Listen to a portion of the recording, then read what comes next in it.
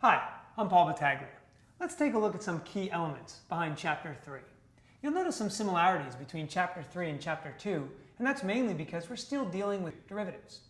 So let's take a look at some of the key points in some of the sections and how I might approach some of those sections throughout the chapter.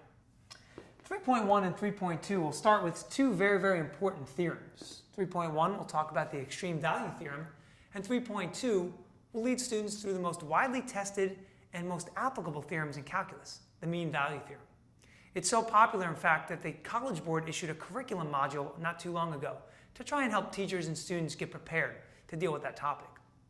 Now, in the middle of the chapter, sections 3.3, 3.4, and 3.5, students will encounter a lot of testing, and what they're looking for here is the ability to connect a function, its derivative, and its second derivative, all leading them to the ability to either sketch a curve or to read a curve and know some of the key characteristics from a first derivative or second derivative graph.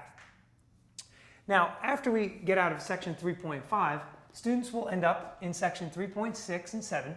3.6 deals with optimization, and here, students have the ability to solve applied problems, very much like they did in Chapter 2 with related rates. Finally, Chapter 3.7 will deal with differentials. And differentials haven't been widely tested on the AP exam, but are still very important to cover. I think students can benefit a lot from taking a look at them. So let's take a look at where we are in the course at this point. For the AB Calculus student, you're just about midway through the year. Might be a good idea for a teacher to try and assess where the class is. I like to aggregate some multiple choice and free response questions at this point. Make sure you have some calculator active questions, some non-calculator questions, so that we can gauge what students know and if there's any topic we need to maybe double back on and clean up before we move forward. I hope these tips are helpful for you. I'm sure you'll have a great experience in Chapter 3.